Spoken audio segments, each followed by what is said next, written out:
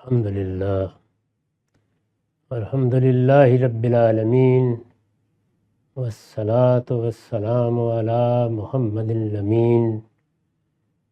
اعوذ باللہ من الشیطان الرجیم بسم اللہ الرحمن الرحیم۔ خواتین و حضرات، ہم سورہ مریم کا مطالعہ کر رہے ہیں۔ آیت 5 زیر بحث ہے۔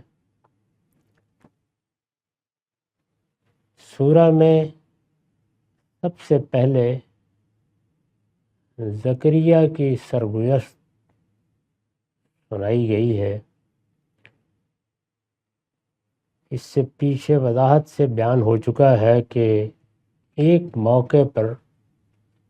انہوں نے اپنے رب کے سامنے دعا کی اور یہ کہا کہ پروردگار، میری ہڈیاں بوڑھی ہو گئی ہیں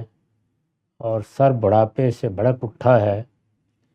اور اے پروردگار، تجھ سے مانگ کر میں کبھی نامراد نہیں رہا۔ میں عرض کر چکا ہوں کہ یہ ایک بڑی غیر معمولی تمہید ہے۔ اللہ کے بندے نے گویا اپنے آپ کو اپنے پروردگار کے سامنے ڈال دیا اور پھر اپنی عرضداشت پیش کی ہے۔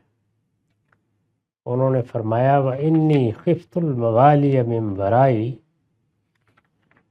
مجھے اپنے پیچھے اپنے بھائی بندوں سے اندیشہ ہے۔ میں نے عرض کیا تھا کہ وہ یہ محسوس کر رہے تھے کہ دینی اور اخلاقی لحاظ سے ان کے خاندان کے لوگ جو ان کے بعد ان کی جگہ لے سکتے ہیں کچھ بہت اچھے نہیں ہیں۔ چنانچہ اندیشہ محسوس کر رہے تھے کہ میں دنیا سے رخصت ہو جاتا ہوں تو یہ لوگ میری اور میرے خاندان کی روایات کو قائم نہ رکھ سکیں گے۔ ان کا اصل سرمایہ امتیاز یہی تھا، ان کا خاندان ہی معبد کی خدمت کے لیے وقف تھا اور تمام ذمہ داریاں یہی لوگ انجام دیتے تھے۔ وہ یہ محسوس کر رہے تھے کہ اگر کسی اور کو یہ ذمہ داری میرے بعد ملتی ہے اور وہ اس کا حق ادا نہیں کر سکتا تو ظاہر ہے کہ اس سے بڑا شدید نقصان پہنچنے کا اندیشہ ہے۔ معبد کی ذمہ داریاں، اسی طرح کسی معاشرے کی مذہبی قیادت اور اس کے بعد اس کی سیاسی قیادت، اس پر معاشرے کے استحکام کا انحصار ہوتا ہے۔ اگر یہ معلوم ہو جائے کہ آگے جو لوگ آ رہے ہیں وہ روایات سے واقف نہیں ہیں، وہ تہذیبی تسلسل کو برقرار نہیں رکھ سکیں گے، وہ اگر کوئی مذہبی خدمات انجام دیں گے تو اس کی روح سے واقف نہیں ہے، لہذا شدید اندیشہ ہے کہ اپنے آپ کو بھی خراب کریں گے اور مذہب کے حق میں بھی ان کا یہ اقدام اچھا نہیں ہوگا۔ تو ایک سلیم الطبع آدمی، اللہ سے ڈرنے والا آدمی اندیشہ محسوس کرے گا۔ تو یہی انہوں نے محسوس کیا۔ وہ ظاہر ہے اپنے رب کے ساتھ پوری طرح وابستہ تھے، اس کی ذمہ داریوں کو سمجھتے تھے، یہ جانتے تھے کہ اس وابستگی کے تقاضے کیا ہیں۔ معبد کی خدمت جس طرح کے حق ہے اس طرح انجام دے رہے تھے۔ مذہبی خدمات ظاہر ہے ایسی چیز ہوتی ہیں کہ اس میں لوگوں کی توقعات بھی بڑی غیر معمولی ہو جاتی ہیں، تو زکریا اس کو بدرجہ اتم پورا کر رہے تھے، اس لیے ان کو یہ اندیشہ ہوا۔ تو انہوں نے کہا کہ اب میری صورتحال یہ ہے کہ اپنے بھائی بندوں کے بارے میں تو میں مطمئن نہیں ہوں، مجھے اندیشہ ہے کہ وہ میرے خاندان کی روایتوں کو قائم نہیں رکھ سکیں گے،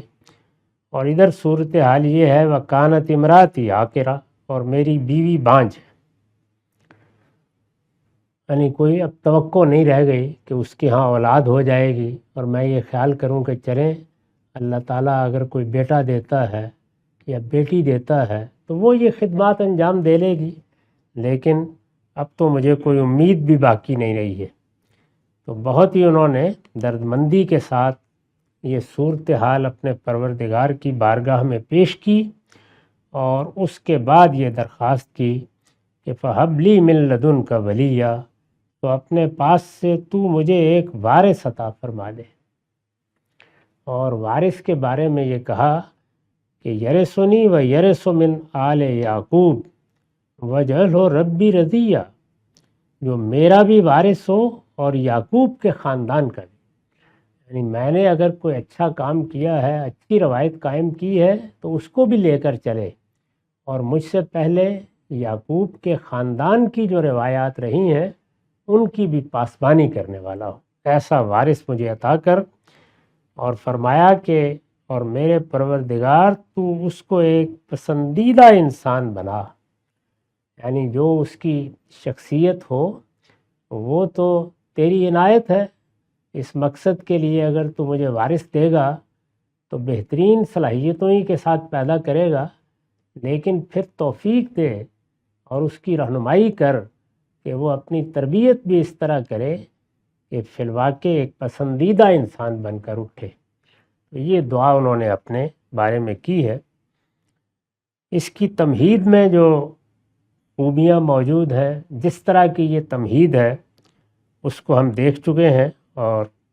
یہ جان چکے ہیں کہ اس میں کس کس پہلو سے انہوں نے گویا اللہ تعالیٰ کی رحمت پر کمند ڈال دی ہے۔ اب انہوں نے کہا کہ ایسا کوئی شخص ہونا چاہیے کہ جو نہ صرف یہ کہ اس کام کے لیے صلاحیت رکھتا ہو، بلکہ اپنی سیرت اور کردار کے لحاظ سے بھی ایک پسندیدہ انسان بنے۔ میں نے لکھا ہے یعنی پسندیدہ اخلاق کا حامل اور ان کمزوریوں سے پاک جو اس وقت خاندان میں در آئیں، یعنی جن کی وجہ سے وہ اندیشہ محسوس کر رہے تھے کہ میرے بھائی بندوں میں وہ صلاحیت بھی نہیں ہے اور وہ اپنے آپ کو پسندیدہ لوگ بھی نہیں بنا سکے، انہوں نے اپنی تربیت اچھی نہیں کی ہے۔ اس وجہ سے میں پروردگار درخواست کر رہا ہوں کہ اب کوئی امید اگر باقی ہے تو یہی ہے کہ تو مجھے کوئی ایسا بیٹا عطا کر دے، ایسا وارث عطا کر دے جو ان ذمہ داریوں کو ادا کر سکے۔ میں اب بڑھاپے کی عمر کو پہنچ گیا ہوں اور مالک وہ ایسا ہونا چاہیے کہ پھر میرا یہ اندیشہ ختم ہو جائے۔ یہ دعا انہوں نے کی۔ میں نے عرض کیا تھا کہ اس طرح جب کوئی شخص اپنے آپ کو اللہ کے دین کے لیے وقف کر چکا ہو، اس کی زندگی دینی خدمات ہی میں شب و روز گزرتی ہو، اور وہ جو چیزیں اللہ تعالیٰ کے دین کے لحاظ سے کرنے کی ہیں انہی کو کرنے کی تدبیریں سوچتا ہو، اس کے دن رات اسی میں گزرتے ہوں، اللہ تعالیٰ اگر وہ اسی خدمت کے لیے کوئی دعا کرتا ہے تو اس کو کیوں قبول نہیں کرے؟ یعنی وہ اللہ تعالیٰ کے دین کے لیے مانگ رہا ہے، اس دنیا کے لیے کچھ نہیں مانگ رہا۔ انسان دنیا میں بہت سی ضرورتوں کی وجہ سے، بہت سی احتیاجات کی وجہ سے اپنے رب سے دست بدعا ہوتے ہیں، وہ دعائیں بھی وہ پوری کرتا ہے، لیکن ہدایت کی دعا اگر بندہ اپنے دل کی گہرائیوں سے کرے تو وہ کیوں نہیں ملے گی؟ اللہ تعالیٰ کا وعدہ ہے کہ وہ ہدایت دے گا۔ اسی طرح سے اگر کوئی ذمہ داری اللہ ہی کی ذمہ داری ہے، کوئی مقصد اللہ ہی کا مقصد ہے، کوئی کام اللہ ہی کا کام ہے، اللہ کی طرف سے اس کے قانون کے مطابق صحیح اصولوں پر اس کام کو کرنے کا فیصلہ کیا ہے، تو اس میں بھی جو نشیب و فراز آئیں گے اس میں اللہ ہی سے مدد مانگنی چاہیے۔ اللہ تعالیٰ ایسی دعائیں قبول فرماتے ہیں۔ چنانچہ ان کی دعا قبول ہوئی اور فرمایا کہ یا زکریہ انا نبشرک بغلام اسمہ یحییٰ، فرمایا ہے زکریہ ہم تمہیں ایک لڑکے کی بشارت دیتے ہیں۔ یعنی ادھر دعا مانگی گئی، ادھر قبولیت کی بشارت آ گئی۔ اے زکریہ ہم تمہیں ایک لڑکے کی بشارت دیتے ہیں جس کا نام یحییٰ ہوگا، یعنی نام بھی بتا دیا گیا۔ اس پر میں نے لکھا ہے کہ حضرت زکریہ نے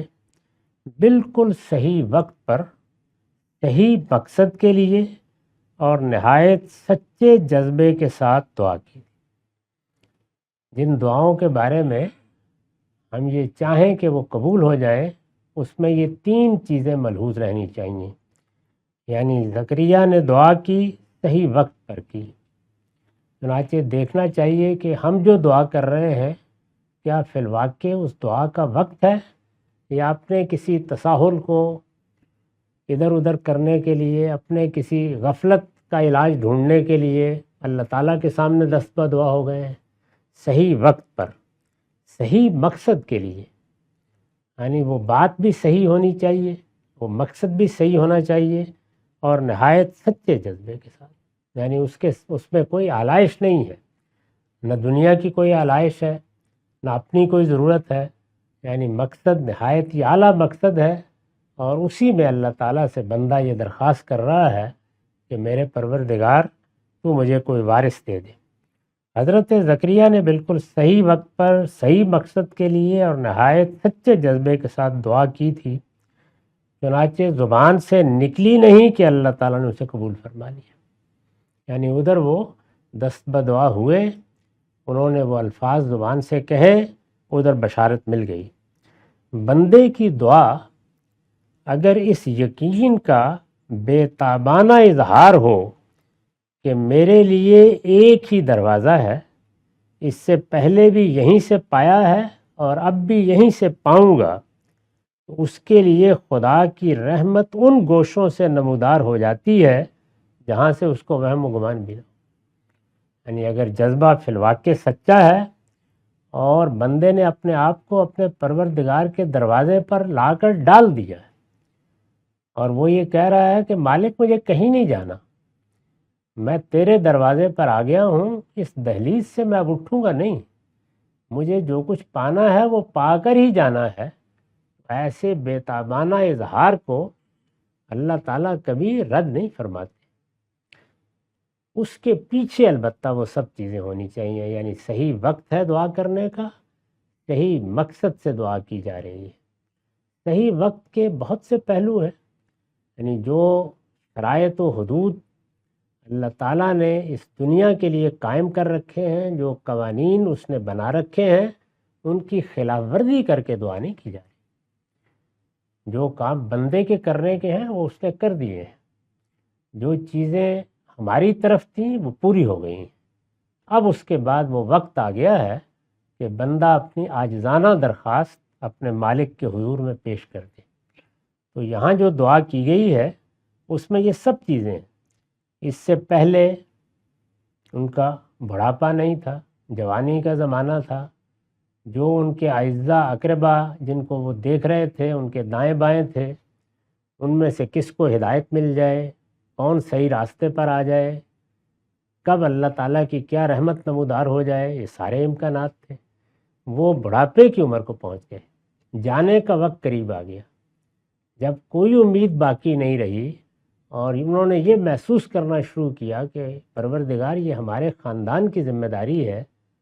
ہم نسلوں سے یہ خدمت انجام دے رہے ہیں، نسلاً بعد نسلاً اس میں اچھی روایات قائم کی گئی ہیں، میں نے بھی اس بڑھاپے کی عمر تک پہنچنے میں جتنا کچھ کرنا تھا وہ کر لیا ہے، اب مالک میں جانے والا ہوں،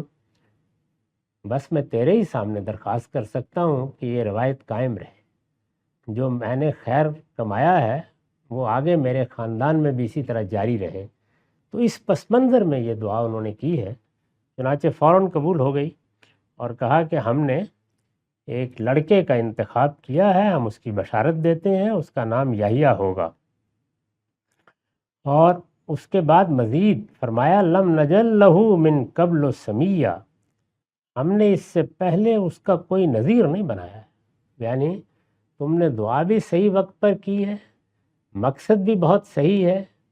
اور بنی اسرائیل بھی اب اپنے آخر میں پہنچے ہوئے ہیں، تو اس وجہ سے ہم وہ بیٹا دے رہے ہیں جس کا اس سے پہلے کوئی نظیر نہیں پیدا ہوا، ہم نے اس سے پہلے اس کا کوئی نظیر نہیں بنایا ہے۔ کس پہلو سے نظیر نہیں بنایا ہے میں نے وضاحت کی ہے، یعنی اس سے پہلے کوئی بچہ اس طرح کے بوڑھے باپ اور بانجھ ماں کو نہیں دیا ہے، اس لیے عام قانون سے ہٹ کر یہ ہر لحاظ سے ایک بے نظیر فرزند ہے،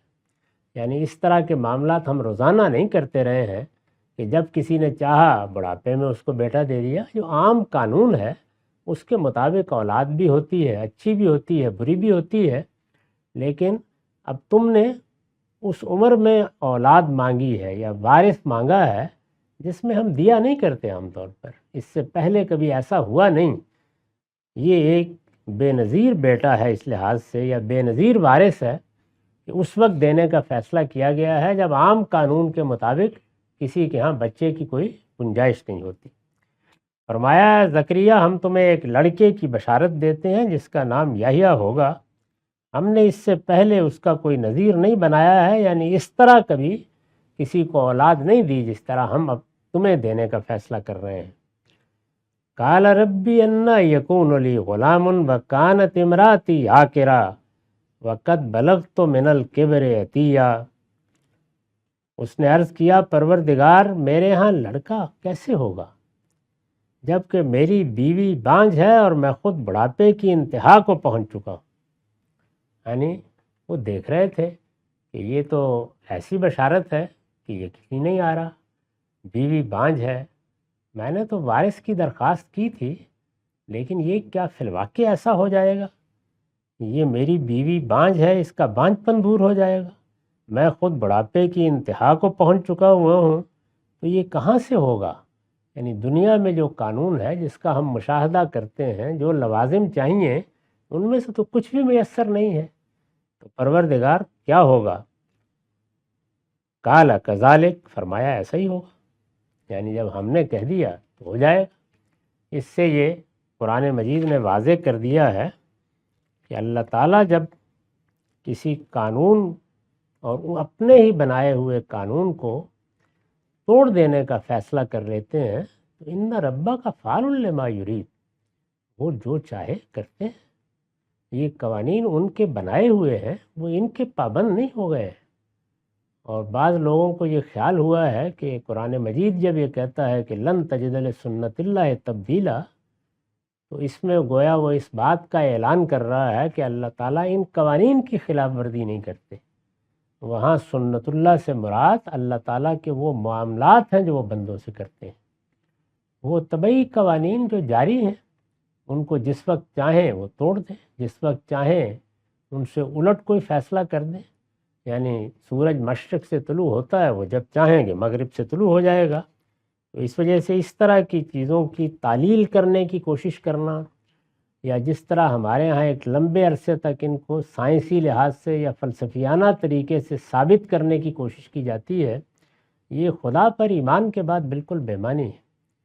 اگر ماننا ہے تو خدا کو مانیے، نہیں ماننا تو اسی کا انکار کیجیے، لیکن اگر وہ اس کائنات کا خالق ہے تو پھر وہ قادر مطلق ہے، پھر سارا اختیار اس کے پاس ہے، پھر سارے قوانین اسی کے بنائے ہوئے ہیں۔ پھر اس نے بالکل ٹھیک جواب دیا ہے کہ ان ربا کا فعال لما یرید، اللہ تعالیٰ مسئول نہیں ہے کسی کے سامنے کہ وہ یہ کہے کہ اس نے فلاں قانون کی خلاف ورزی کیوں کر دی، وہ جب چاہے گا یہ کر دے گا۔ تو ایک لفظ میں جواب دیا ہے، قال کذالک، فرمایا ایسا ہی ہو۔ یعنی جب ہم نے فیصلہ کر لیا ہے تو اب بیوی کے بانجھ ہونے کے کیا معنی، اور تمہارے بڑھاپے کی عمر کو پہنچنے سے کیا مطلب، اب تو ہمارا فیصلہ ہے، اس وجہ سے یہ ہوگا۔ قال ربک ھوا علی ھین، فرمایا ایسا ہی ہوگا، تمہارے پروردگار کا ارشاد ہے کہ یہ تمہیں مشکل نظر آ رہا ہے، میرے لیے بہت آسان ہے۔ یعنی میں اس کائنات کا خالق ہوں، تم اپنے زمان و مکان کے اندر ہی رہ کر چیزوں کو دیکھ سکتے، سمجھ سکتے، سوچ سکتے ہو۔ تمہاری رسائی اس کائنات کی بدایت سے شروع ہوتی ہے، یعنی یہ کائنات، یہ مادی کائنات اور تمہارا نفس، یہی دو چیزیں ہیں جن سے تم اپنے علم کی ابتدا کرتے ہو۔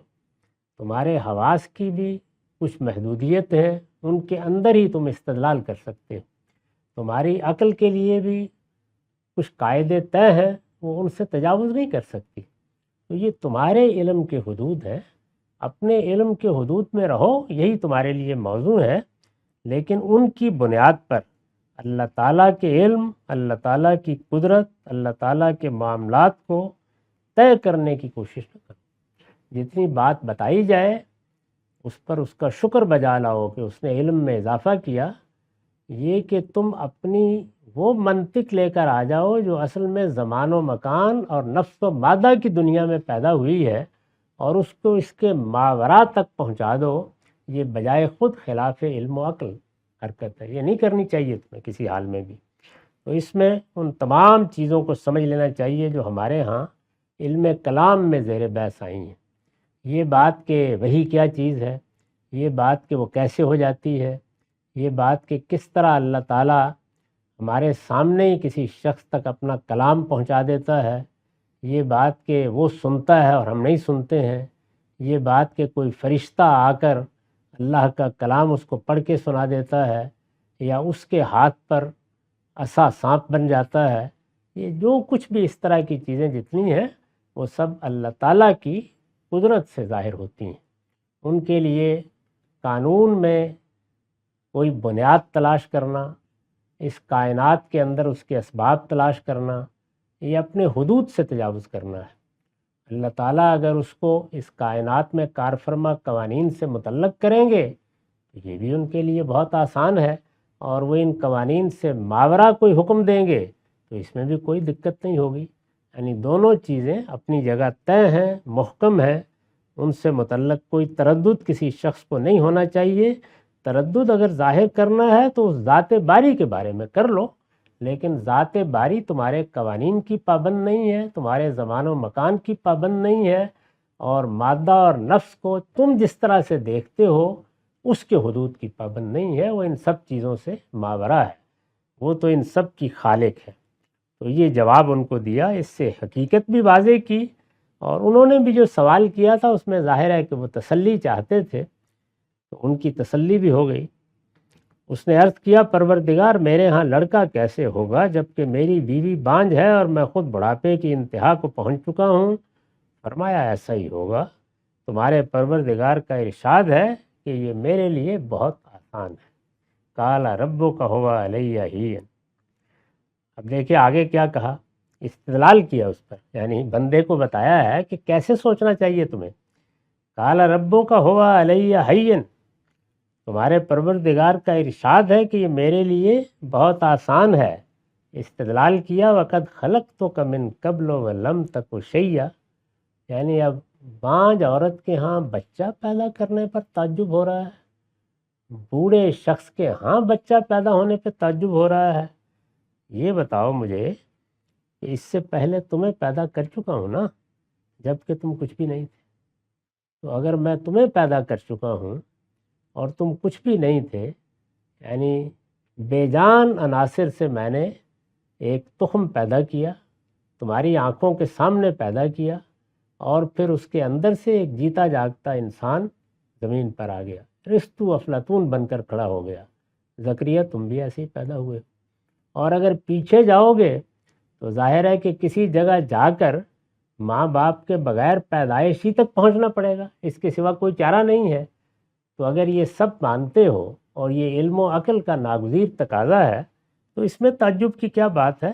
میں اس سے پہلے تمہیں پیدا کر چکا ہوں جب کہ تم کچھ بھی نہیں تھے، ولم تک شیئا۔ وہ اب بھی متردد ہے کہ ایسا کیسے ہو جائے گا، یعنی انسان ہے نا، انسان ایسے ہی سوچتا ہے۔ زکریا نے کہا قال رب اجعل لی آیا، پروردگار میرے لیے کوئی نشانی ٹھہرا دی، یعنی مجھے اطمینان ہو جائے میری دعا قبول ہو گئی، میرے پروردگار نے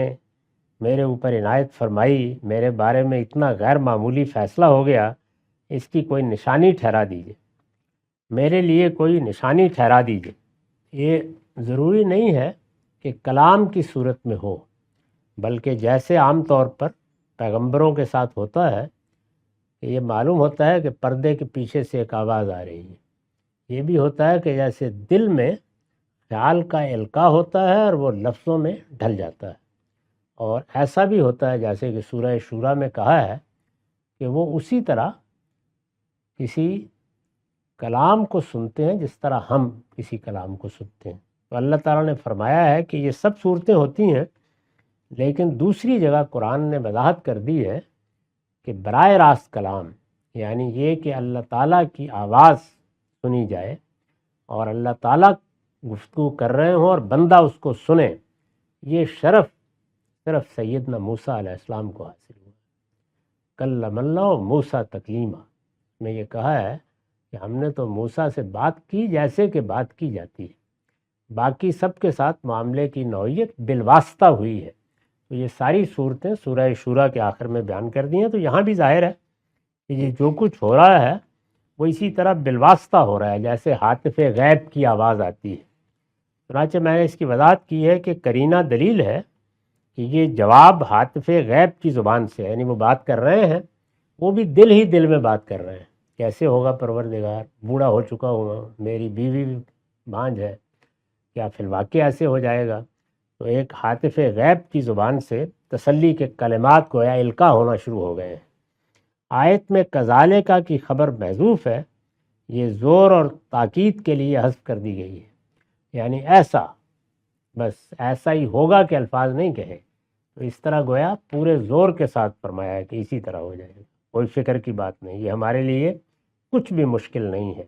ہم تمہیں پیدا کر چکے ہیں جبکہ تم کچھ بھی نہیں تھے۔ تو درخواست کی انہوں نے کہ میرے لیے کوئی نشانی ٹھہرا دی جائے۔ اس پر میں نے وضاحت کی ہے، اس سے معلوم ہوتا ہے کہ زکریا کا گمان تو اگرچہ یہی تھا کہ یہ بشارت اللہ تعالیٰ کی طرف سے، یعنی وہ یہی خیال کر رہے تھے کہ میں نے دعا کی تھی، اب میرے دل میں یہ بات ڈالی جا رہی ہے یا اس طرح کی میں آواز سن رہا ہوں، تو گمان تو یہی تھا کہ اللہ تعالیٰ ہی کی طرف سے آ رہی ہے، لیکن دل کے کسی گوشے میں یہ کھٹک ضرور تھی۔ یعنی اس ساری عبارت کو پڑھنے سے معلوم ہوتا ہے کہ دل کے کسی گوشے میں یہ کھٹک ضرور تھی کہ ممکن ہے کہ اپنے ہی گنبد دل کی صدا اور اپنی ہی آرزوؤں کے ہجوم میں شیطان کا کوئی القاء ہو۔ یعنی میں نے ایک دعا کی، شدید خواہش ہے میرے اندر، میں بڑی آزردگی محسوس کر رہا تھا، اور میں یہاں کھڑا ہوں، خلوت میں ہوں، تو ایسا تو نہیں کہ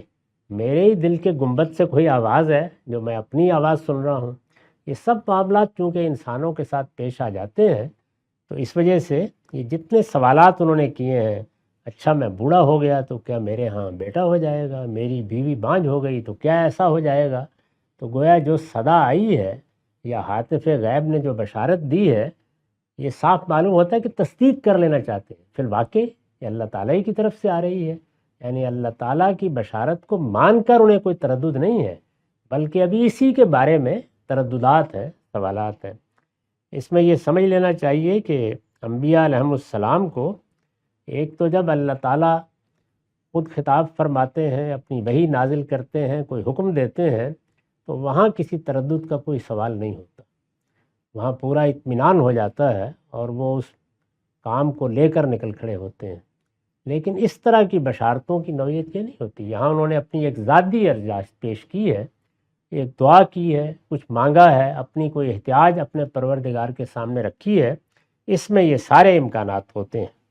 تو ان کا لحاظ کر کے ایک تردد سا انہیں محسوس ہو رہا ہے کہ فی الواقع یعنی یہ بات جو مجھے سنائی دے رہی ہے یہ خدائی کی بات ہے، یہ اس کے فرشتے ہی بیان کر رہے ہیں،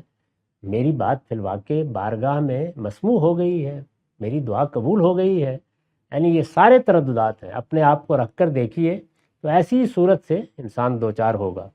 اس سے معلوم ہوتا ہے کہ زکریا کا گمان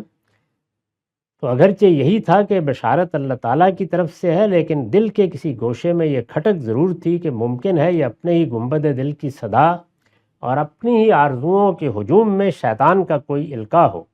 یعنی جس وقت ہم بہت شدت کے ساتھ کسی چیز کی خواہش اپنے اندر پیدا کرتے ہیں تو خود نفس ہم سے کلام کرنا شروع کر دیتا ہے۔ یہ عمومی تجربات ہیں، اچھے ماہرین نفسیات بتا سکتے ہیں کہ اس میں کیا کیا صورتیں پیش آ جاتی ہیں۔ اسی طرح سے یہ بات بھی بالکل واضح ہے کہ جب خواہش بہت شدید ہو جاتی ہے، آرزو بالکل انتہا پر پہنچ جاتی ہے، آدمی اپنی آرزو کے پیچھے دیوانہ ہو جاتا ہے، صبح و شام اسی کے خواب دیکھتا ہے، تو یہی وہ موقع ہوتا ہے کہ جب شیطان بھی انسان کی کمزوری کو بھانپ کر القاء کرنا شروع کر دیتا ہے۔ تو یہ دونوں پہلو ہمارے خوابوں میں بھی ہوتے ہیں اور انسان کو جو معاملات پیش آتے ہیں ان میں بھی ہوتے ہیں۔ اسی وجہ سے خواب میں بھی تین ہی صورتیں ہیں، وہ حدیث نفس بھی ہوتا ہے، وہ شیطان کا القاء بھی ہوتا ہے، اور وہ اللہ تعالیٰ کی بشارت بھی ہوتی ہے۔ تو یہاں اگرچہ وہ محراب میں کھڑے ہیں اور وہاں اللہ کی عبادت کر رہے ہیں، لیکن کھٹک سی ہے کہ یہ کیا ہے، دل سے کوئی آواز اٹھی ہے، حدیث نفس ہے، میں نے اپنی آرزوؤں کے ہجوم میں شیطان کو کوئی موقع دے دیا ہے کہ وہ اس طرح کی باتیں مجھ تک پہنچا رہا ہے، اور میں اس کو فرشتوں کا الہام سمجھ بیٹھا ہوں۔ شیطان کا کوئی القاء ہو جسے وہ فرشتوں کا الہام سمجھ بیٹھے ہوں۔ چنانچہ یہ درخواست انہوں نے اپنے اطمینان کے لیے، یعنی وہ چاہتے ہیں کہ بالکل مطمئن ہو جاؤں کہ یہ فی الواقع اللہ ہی کی طرف سے بشارت ملی ہے، تو چنانچہ انہوں نے فرمایا کہ یا درخواست کی اپنے پروردگار سے کہ کوئی نشانی اس کی عطا ہو جائے تاکہ مجھے اطمینان ہو جائے۔ اور نشانی کیا دی گئی اس کا ہم اگلی نشست میں مطالعہ کریں گے۔ اقول قولی ھذا واستغفر اللہ لی ولکم ولسائر